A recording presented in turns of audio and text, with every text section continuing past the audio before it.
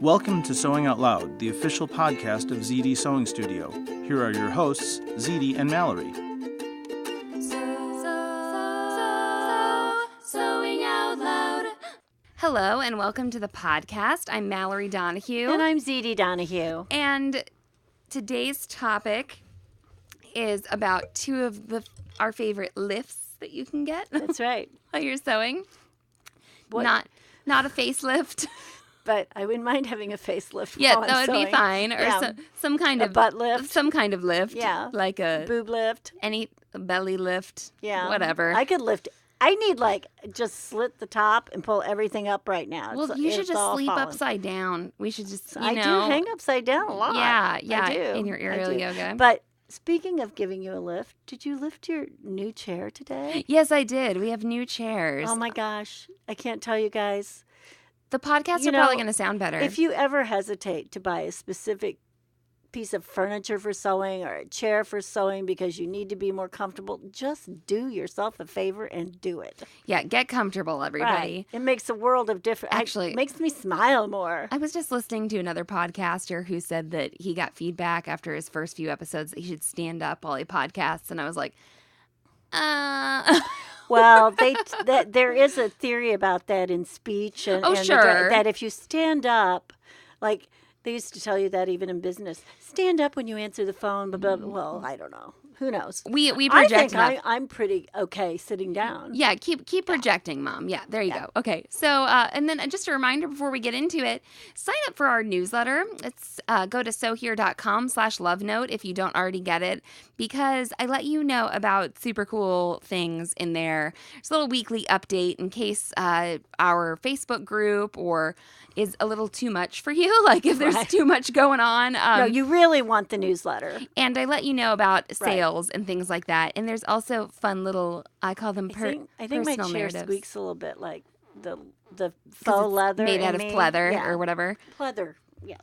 Okay, so the first lift we're going to talk about today is the thread lift. And I hesitated a little bit there because I love both of these things so much that I couldn't decide which one to talk about first. We use these just about every day in our sewing. And when I say thread lift, you want to help me describe this? Well, I think part of what we need to do is say that other people might call it a spool holder or something like that. A thread lift is basically, it has a base, and the one we like has a round metal base, and the one we like is an industrial one. They do come in a home version. I would suggest that it's not worth the money. They're not heavy enough. They're not tall enough a lot of times. The industrial version is really what you would like to purchase. It's got this is like iron. It's like cast. I don't know. Get your magnet out. Iron. Feels like iron. It's really cast heavy. Metal. It's very heavy. It's certainly not aluminum. No, and when they come to me, they're apart. I have to hammer them together. Right.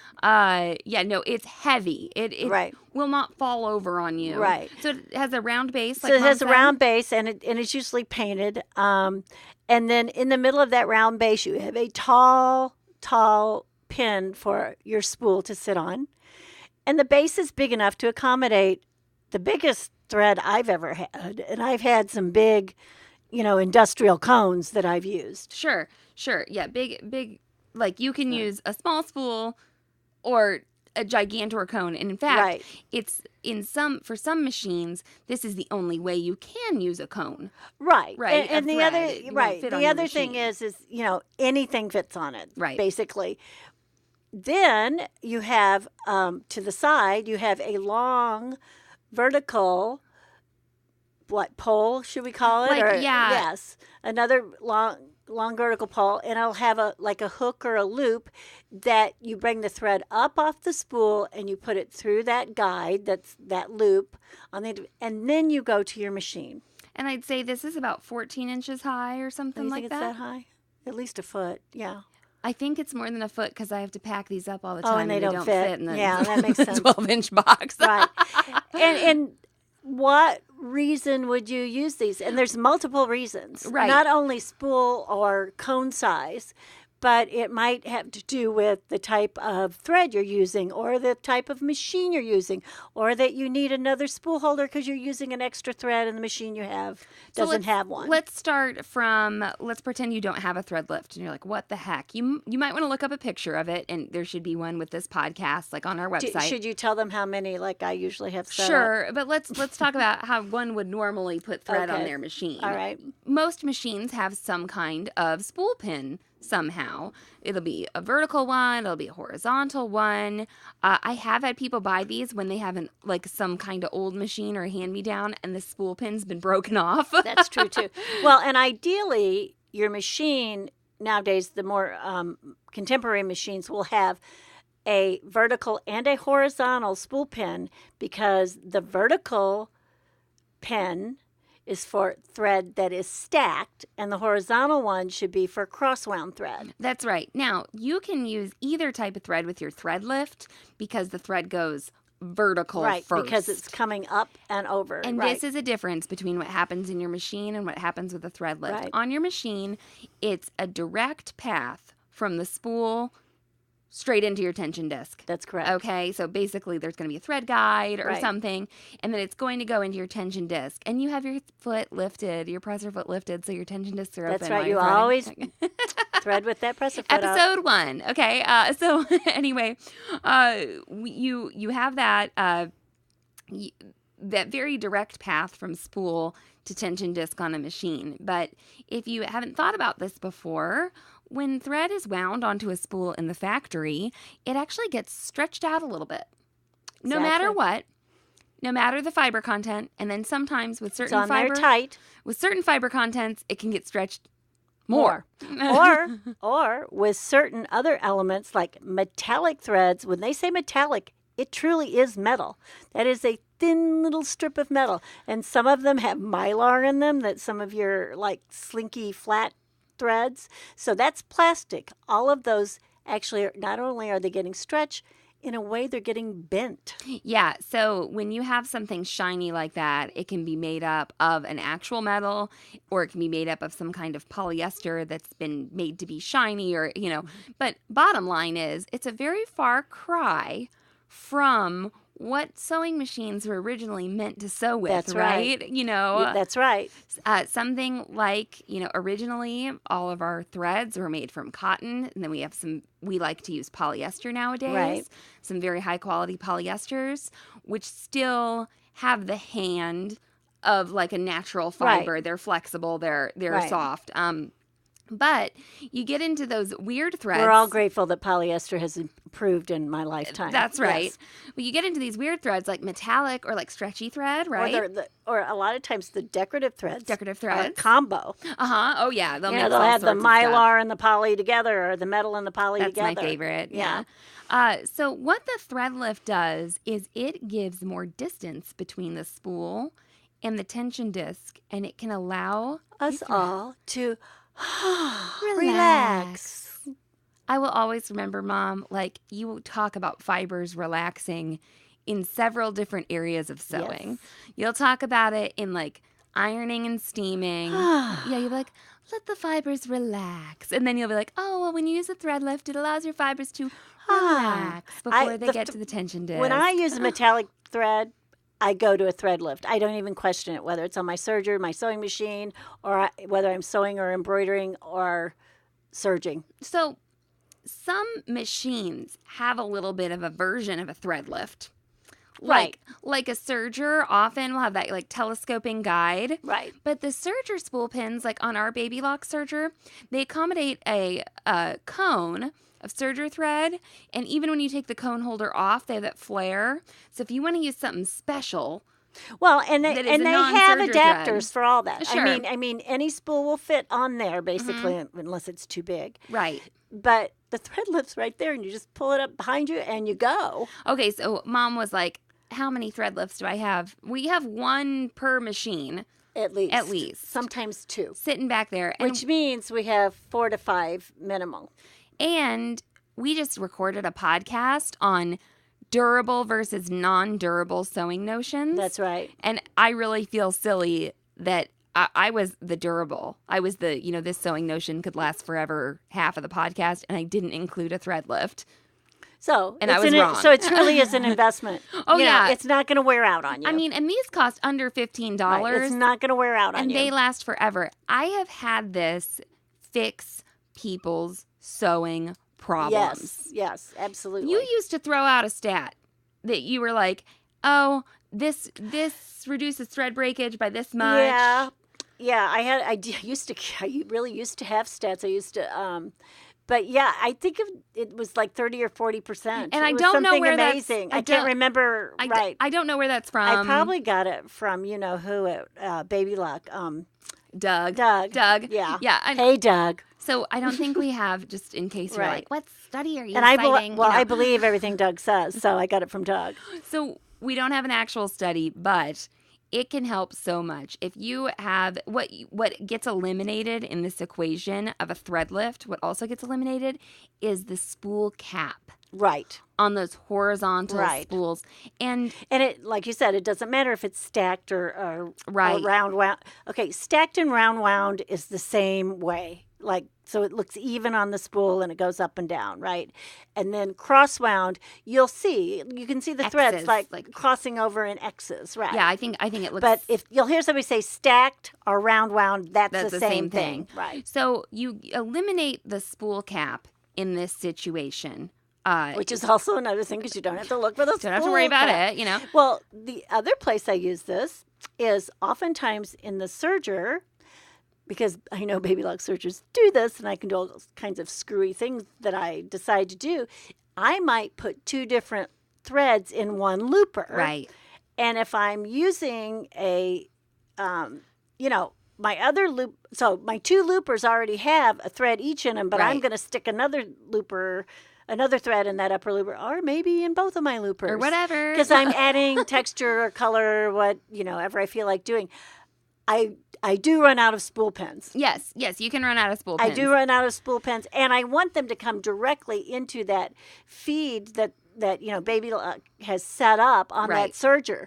So I've got it right there, right behind their guide. And I just want to say, I just want to finish my thought about the spool. Oh, I cut you off. I know, I surprising, cut you right? Off. The spool cap. Has anybody out there ever gotten their thread caught up in their spool cap? If you never have, good for you. It might happen one day. But there are lots of different recommendations about this. Some people are like, use a spool cap that's the biggest and put it real snug to the thread. And what that's supposed to do is make your thread ride around that spool cap.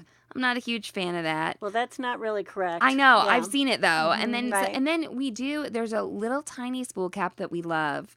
And it fits kind of inside of a lot of spools. Yes, so it's very low profile. Great. Especially the little cardboard spools. Yes. Yeah. And some of those small embroidery cones. Small embroidery cones, right. So that's good too. But it just takes it out of the equation. Right. You can't get it stuck. Since we brought this up, what spool cap are you supposed to use? You were supposed to use the spool cap that is closest to the end size of the end of your spool or smaller.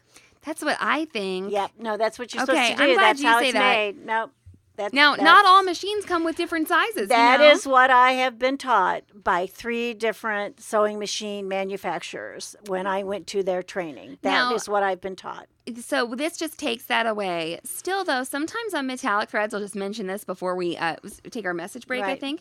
On some metallic threads and on the Maxi Lock stretch, which we are in love with, we use a thread net, and we still use that on our thread lift. Okay, so the thread lift can just stay behind your machine. It can stay next to your machine. It's very heavy. It's going to last forever. If you got one of these as a hand-me-down, it's okay to keep. It's okay. You can keep it. You don't have to throw.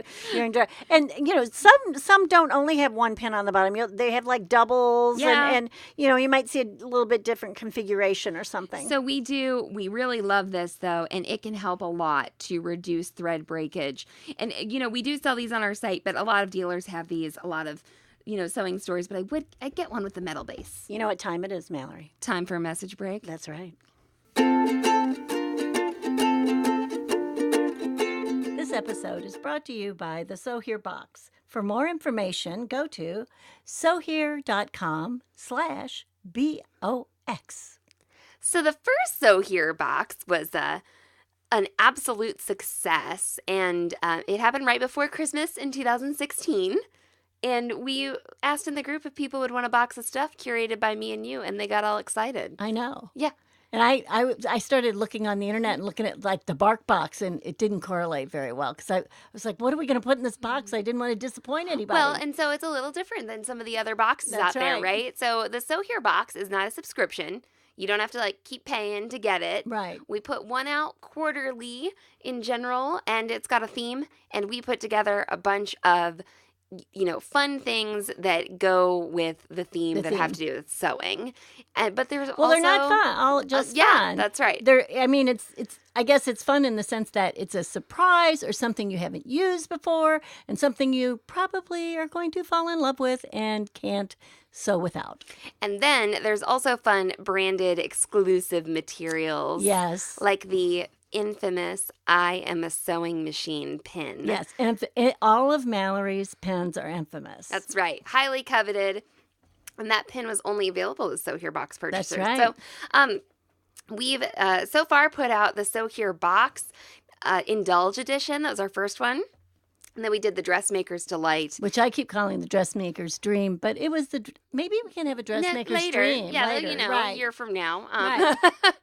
And so the newest box is our Stitchin' with Knits box. So, if you're listening to this in the past, don't worry. You can go, or listening to it in the future, right. This is in the past, you can go to SewHere.com/box and you'll be directed to the most recent SewHere box, or to sign up for our newsletter to get exclusive early announcements about when the next box is available. And you can take a little piece of Zede's sewing studio home with you. Sewing out loud. All right, welcome back. Now we're going to talk about our other favorite lift. Besides facelift. And I lift. I am pregnant at the moment, and man, I just wish belly lift. I wish someone would just lift my belly. You need just like one of the like a little wheelbarrow thing. Carry like, it around up for your me. Yeah, don't you wish you could just set it off to the side for a while and maybe Sometimes. take it back? Yeah. There are some magical times I feel like I wake up and I don't feel You forget. very pregnant. And I'm Right. like, this was nice for a second. It just, I've been having a lot of pain. Anyway, so Someday she won't be pregnant. We won't have to listen to this. someday you won't have to hear me complain. Right. Okay, knee lift. Oh, man.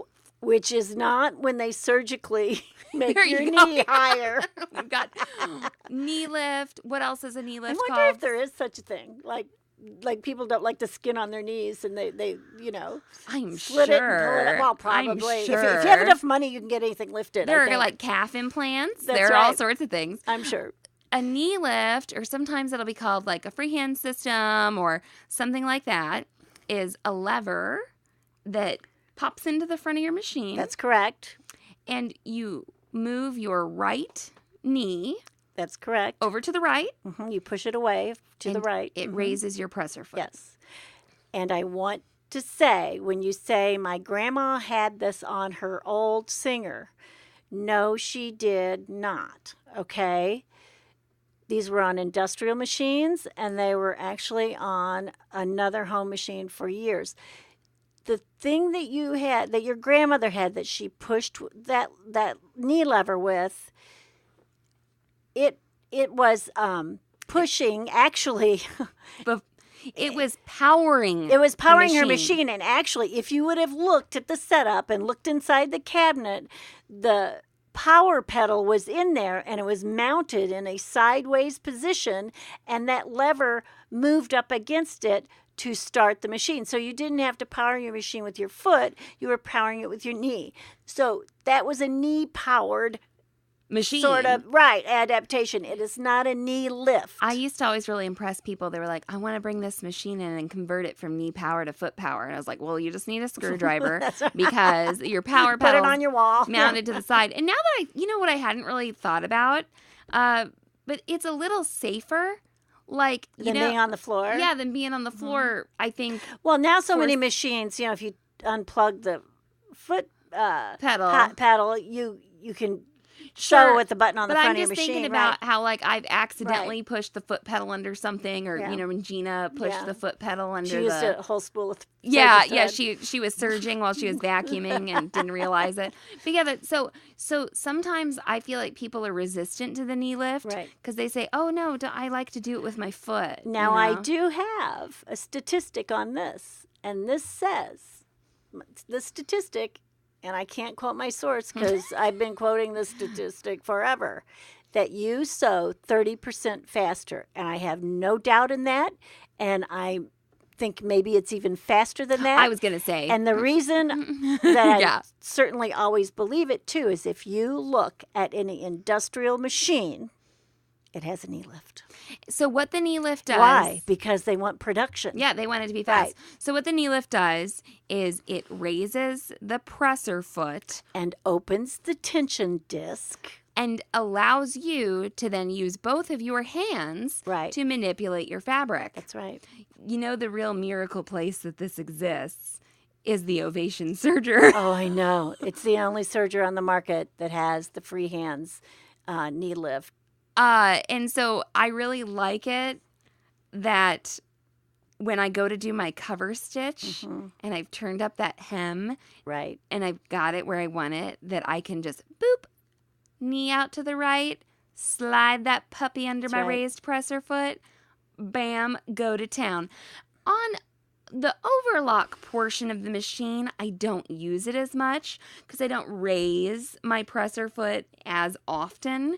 You That's know, true. because I kind of send things through, and you I don't. Well, I have used it if I come to a junction. If I come to a junction where like there's 4 seams meeting or something, and I feel like it needs you need to raise your presser foot, right? Yeah. I'll use it there. I have, but I really love it for that cover stitch for some reason. Well, I do know, and Mallory, I don't know if Mallory wants to embellish on this, but I have these little fits when I set it any machine that doesn't have a knee lift on it. I think maybe just for, to preserve your reputation, that's all we'll say. Okay. You know, we were just at Common Threads. They sent me at a Destiny. Yeah. And they didn't have the knee lift in. And I just looked at the baby lock monitor person, and I said, if you knew me, you would not sit me here. And she immediately, opened the drawer, pulled it out, and put it in. That's right. It was in the drawer. Right. Okay. Mom would sit down. I get in a really bad mood. She gets ticked off, okay? Well, it takes away the way I sew. Absolutely. So when we really love to use the knee lift, think about setting in a sleeve or sewing around any type of curve where you want to raise that presser foot. Right. There are... It's machine applique. It's applique. Like a given. You have to have it. So there is, Baby Lock has on some of their higher end machines something called a pivot function. Right. You can activate it. You press a button. And then from that time on, whenever you sew, when you stop, it will drop the needle down into the fabric and raise the presser foot. Right. And I've used that before, but I must admit that I enjoy the flexibility of deciding when I want the presser foot to come up. Now, I do sew, and I have my needle stop in the down position most of the time. I sew needle down. Yeah. But then, you just move your knee. Oh, gosh. And you move your knee lift. And if you want to take out the tails and not use a thread cutter, you want to take your fabric out, and not use a thread cutter, you just bump that knee lift to the side, bring it out, bam. Or if you have used a thread cutter, you've used the thread cutter, and then you bump the knee lift out to the side, and you move it, and it's all gone. And the knee lift is just, I think it's indispensable. I do too. I really love it. Now, it's like, why would I drive a car these days without power steering? Yes. It didn't used to be essential, but all of a sudden everybody started putting it on their machine, and we're all used to it, and it's made life so much better. The Baby Lock Jane has a knee lift. Yes. And that machine is it's a straight stitch that's sort of an industrial crossover. Yeah, kind of like a semi-industrial machine. Yeah, it's a vroom vroom machine, and I love it. And you know what machine I wish that it had a knee lift is the Baby Lock Sashiko. Oh, yeah. And then absolutely. So I was in class with Evie Hawkins. Yeah. She was teaching teaching. I wasn't in class with her. I was in her class, and I was like sitting next to somebody. This is at Baby Lock, and I said, I just wish this had a knee lift. And this lady next to me goes, "This machine doesn't need a knee lift." And I was like, "Excuse me, excuse me, you do not know what you're talking about. Every machine needs a knee lift." It's a good thing I wasn't there. Yes, I might have jumped her. Yeah, I didn't actually respond like that, but in my brain, I was like, excuse you, every machine. See, in my brain, I would be going, she doesn't know how to sew. She doesn't understand. She doesn't even know how to sew. If she doesn't understand This is where we get the iTunes review. Someone's like, they are so elitist. I guess they're listening. You got that right. So we need to name a machine Elite. Do we have one? I'm sure there is one. But yeah, when Baby Lock lets us design a sewing machine, it'll be called the Elitist. The I think it'll be called the Elitist. That's what it will be called. When you use a knee lift, sometimes I think people have gotten a label put on the knee lift. Yes. Some people will come to me and say, "I don't need a knee lift. I'm not a quilter." Or they'll come to me and say, "I don't need a knee lift. I'm not a garment sewer." Right. I think it is totally useful for both applications. I have to tell you, I do not like to sew without it, and I sort of refuse most of the time to sew without it. Denise is somebody who messaged me, and she was in the throes of buying a Baby Lock serger from not us, from another dealer. She lives in California. She goes, "Well, when we were dealers, we're not dealers now." I think we were still a dealer. Right, we were. And so she had an evolution, and she was getting sort of like excited about maybe trading up to the Ovation. And, she's asking me, should I do it? And, I try to give my best opinion. I'm like, well, if you want to, that's everybody's choice with a machine. Like if you got the funds, of course it can be great to have. And she said, "I don't think I need the knee lift because I'm not a quilter." And I was like, no. I do so much garment sewing on the Ovation, and I use the knee lift all the time. So definitely knee lift is going to be your big helper. And sometimes people will call it a third hand. So can you imagine that you've got a big bulky, I don't care if it's a quilt or a wedding dress. Wedding dress. Oh, my. You've got both your hands on that project. If you can keep both your hands on your project, you are always at an advantage. And you want to pivot. That's or right. you want to move. Anything. Or you want to whatever. Right. And you can just bump your knee to the side to get that action. Right.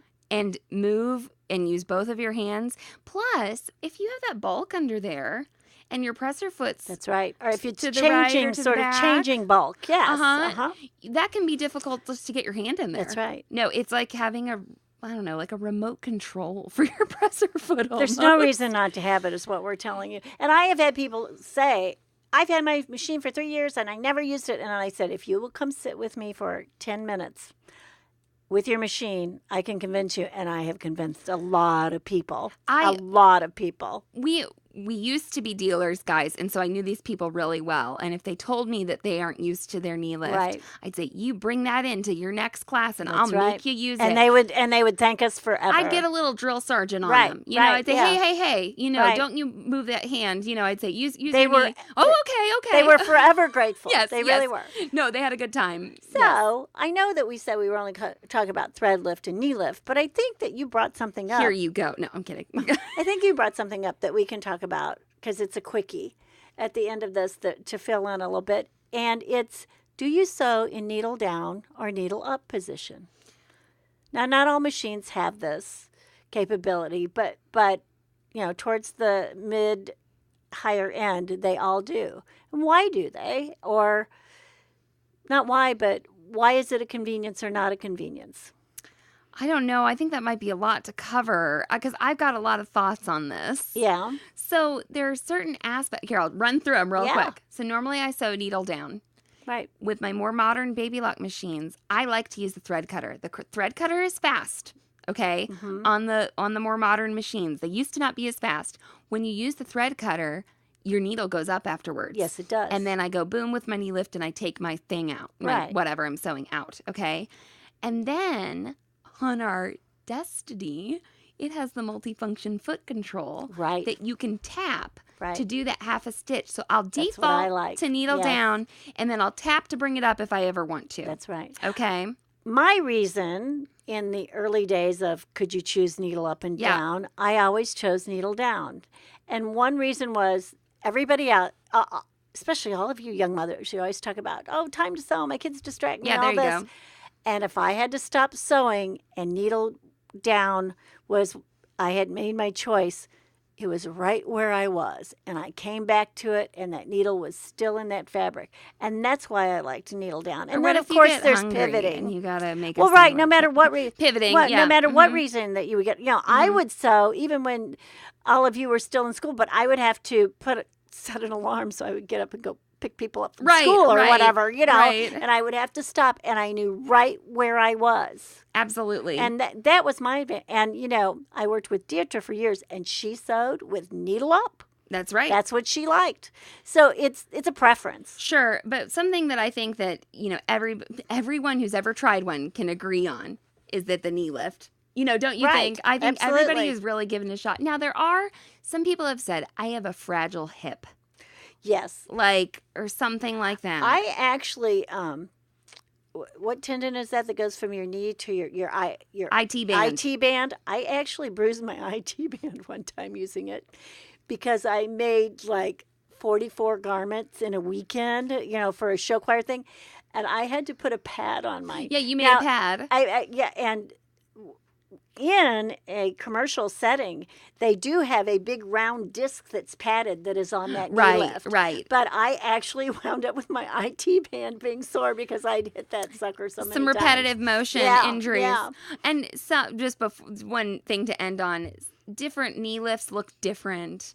Yeah, they look a little bit different. On right. machines, even within a brand. Okay, well, thank you all for listening. I think that's all we have, but we love these lifts, thread lift and knee lift, and if you get to try one out, at your store or something like that, or if you've never tried a knee lift, have someone show it Or to if you. you're making a choice whether the machine has it or not and you need it, my suggestion is go for it. And if you have any questions, you can always email us. You'll get me at Mallory@SewHere.com, and our Instagram is Zede Sewing Studio. And there's all sorts of ways to get a hold of us. You can join the Self-Sewn Wardrobe Facebook group, right? Facebook, the Self-Sewn Wardrobe. Yeah, there you go. Didn't I do a good job naming that? Why? Blah, blah, blah. Well, thank you for listening. So long and so happy. Thanks for listening to Sewing Out Loud. For even more expert sewing advice, visit SewHere.com.